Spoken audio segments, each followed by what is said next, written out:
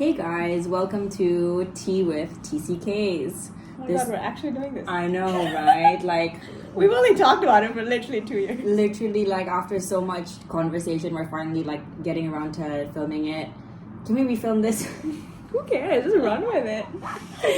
Okay, so I'm Azzy. I'm a personal trainer. I moved to Singapore in 2007, and How old were you? I was 11. Yeah, so time has literally flown. What about you, Meera? Yeah, I'm Meera. How old am I? I'm going to be 26 in May. I work in sales at the moment. So I lived in Singapore for 10, 11 years, moved overseas to South Africa for 3, and then Cairo for 2.5, and then we had to get evacuated because of the whole Arab Spring situation. Hashtag complicated. Yeah. I mean, my story is not as complicated. I literally moved here from Pakistan, where I'm originally from. I'm ethnically Pakistani. Moved here in 2007, went to uni in the UK, went to Nottingham in 2014, spent 3 years there, moved back in 2017, and have been living here since then. The main reason why we're making this is to kind of discuss the common issues we face as being like third culture kids. Not only issues, but like just our experiences. Yeah, I love how I already made it something negative, but yeah, like our experiences as TCKs and how we kind of like overcame them and came out stronger. So can we define what a TCK is first? So I don't even know how to define it. What do you feel like a TCK is? Well, first of all, TCK stands for a third culture kid. Yeah, in case nobody knew. Yeah, someone that's living outside their original culture, country, right? Or like original home actually, country. Yeah, I'd be fascinated to know what does it say. It says people who are raised in a culture other than their parents' culture or their own. Yeah. The first, I mean, I think we can go on for ages, but we want to focus on one topic, which is the idea of like a home.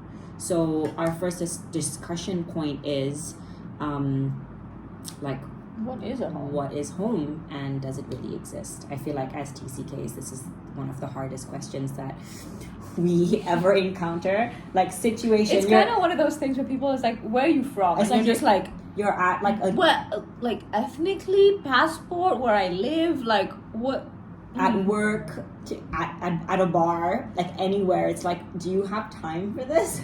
It's like, how much time you got? Because this is like a whole 20-minute monologue. I feel like even though sometimes the answer isn't that complicated. Like for me, I just say like I'm ethnically Pakistani, but I've lived in Singapore. It's so much more than that, and unpackaging that is just like, okay, like a whole thing. Let us just take a minute.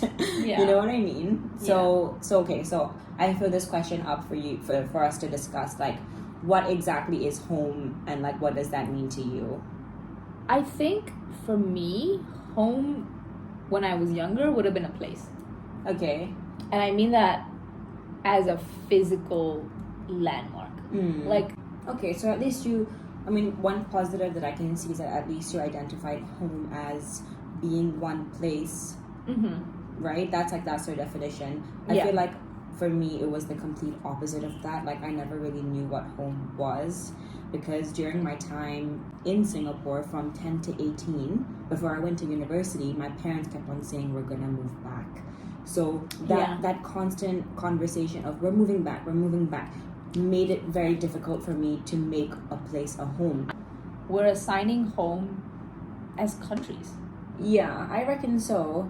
But then I was a big wanderer for a long time. Like for at least like 6, 7, 8 years of my life. Yeah. I didn't really have a home. And that made me struggle with my identity, because I feel like sometimes you identify home as a culture or a place or... That's what I was going to say. Yeah. Home can be culture, can be a place, can be comfort. People. I was going to say people where you feel... People, places where you feel the most secure. It's the people that you surround yourself with. Yeah. It's the environment that feels like home. But then when that's stripped from you, you're just left feeling confused. And I feel like a lot of TCKs can relate to that, is that whole feeling of what exactly is home. And to answer your question, I feel like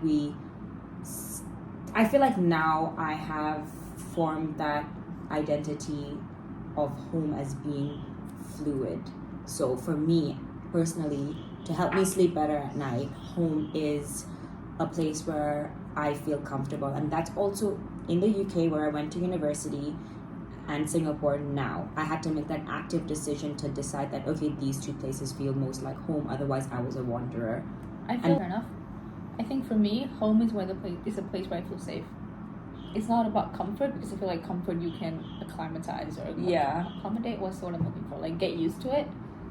But the element of safety, where I know at the end of the day, I'm whole, like I'm safe. Do you know what I mean? But long story short, home is wherever you want it to be. Yeah, and I also think, just like kind of like you said, it's a whole fluid identity, right? I think for me now, home, because I work 9 to 5, 9 to 6, whatever hours it is, to me a home is really just a place where it's peace of mind. So whether that is, as dumb as this sounds, the gym. Yeah, that's true. And then my place where I stay and sleep at night and rest my head at night. That serves that function. It becomes I guess if you're looking at it thing. like that, that does make sense, because if it's the constant point. Yeah, because I feel like home is fluid, and this is gonna sound cringe, but home is wherever I am. So I've had to become this being in which I'm so comfortable with myself that home is within me. Because you make a home within yourself. Because I feel like in life, especially as a TCK, you have so many interactions and so many connections with people that get broken off. And even with places, you go places that, like for you, that are temporarily home, and then that gets broken off as well. So you get used to that idea of breaking things off. So then you have to become this like independent individual in which you decide that you are your own home, and home is wherever you feel the most comfortable, and that's honestly within yourself. So it's where you feel the most calm and centered, I reckon. Hey, where was this even going? What was the problem? The question that we were asking was, what were the challenges that we faced? Oh, okay. So you mentioned like forming long-lasting relationships, separation anxiety, abandonment. So these are the main 3 things that I think both of. I'm not going to expand more because she's already covered those, but those are the main 3 things that I feel like, how do we count? Oh well. How do you know who you are? How did you form that, okay, this is us, this is who I am, this is what I believe in? How did we do that? I think that's a big thing that people struggle with. Yeah. I think, so a couple things that you just mentioned. It's a reconciliation of... What does that mean? Like, it's a big word. Understand that? It's a big word. No, it's a reconciliation of where your parents come from and how you've been raised. Like you said, our parents are forming their identities because they're adults, but when we moved, because we were so young, our identities were shaped by the experience that our parents had kind of given to us. And because now we're adults and we're making our own path and we're forging our own way ahead, there's almost sometimes a clash of identities, if you know what I mean. No, definitely. Like, I think what you said is true. Like, it's fluid, right? Like with, and then this whole idea of code switching, or like maybe culture even switching comes up, which we'll discuss in later episodes. But long story short, I think you decide that this is who I am. Like for me, what helped me was, I am Azeemeh, I am a TCK, I have lived in multiple countries, and I am good at adapting to different situations, okay? I think what also helps is identifying your core values as a person. That's the thing. Knowing who you are internally does not change. Yeah, like, but you also have to identify it, right? You're always in like a constantly changing environment that it's hard to know what your values are. So once you've identified your core values as a person, everything else around you become a bit more sure. Having people accepting your identity as well. Yeah, definitely. And I feel like that comes with also being friends with people that are like you. So to sum it all up, how did we overcome these things? Number one, self-acceptance. Yeah, self-acceptance for sure. Being sure of who you are and accepting that you might not have one identity. I think for a long time I gave myself a lot of smack for not being super sure of who I am and what I want to do. And I feel like we've been brought up in a society, especially as brown girls, to like be like, okay, I am this person, I am going to be doing this, and in my career I'm going to be here. And that's the thing, like, from, how do I say this, in a societal expectation of, without sounding racist, of people of our skin color. It's okay, it's fine. I mean, we're being open here. Yeah. I'm just trying to phrase it properly. I don't get cancelled out here. Banned from like Instagram or something. No. So what I was gonna say is there is a stereotype for people like of our kind of background, skin color, whatever. And culture, yeah. Culture, that's what. Yeah. Culture, to be like doctors or lawyers or like whatever they may be, and they're all respectable. They're all no shade to any of them. But like she's a PT. We've just been brought up differently, right? Exactly. And I think it's just the exposure that shapes who you are. And I was always upset that I never fit into a box, but then I found comfort in knowing that there is no box and that it's a construct. Exactly, and that this is who I am, and I'm gonna unapologetically just be myself. I just want to unapologetically be myself. I just can't. It's a big word, dude. If you're a TCK and you live in Singapore and you want to make new friends, you should go to Skating East. # sponsor us. Yeah, you'll find this one there every Friday. No skinny sponsorship. You can't even speak. I don't know, man. For a TCK. I know, literally. But yeah, no, I think that's a good start before we unpack the rest. Okay, so let's sum it up. Let's sum up how to overcome these barriers. Number 1, be sure of who you are. Have a fixed set of values that you have a set of fixed values that you believe in, and that will shape who you surround yourself with. Okay, I think number 2 is just being more sure of who you are. And I think in life there is a lot of doubt, but once you do a bit of digging, soul searching. Exactly, a bit of soul searching, you become a bit more sure of who you are, and that will attract people towards you because you give off that vibe and that energy, and then people will be attracted to that, and that's how you make friendships around you.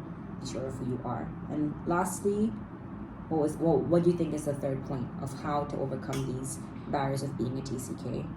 Acceptance, remember? Acceptance. I was going to say acceptance. Like, accept the fact that, accept the fluidity. It's a very hard thing to do. Yeah. Something I struggle with all the time because I am, I wouldn't say a creature of habit, but when I am stuck in my ways, like I said, it makes me a creature of habit, but more like when I have experienced something one way and then things suddenly change, like plans change, I stress out. Like, so versatile, we're so extensible, we're so adaptable. I feel like we're like Play-Doh.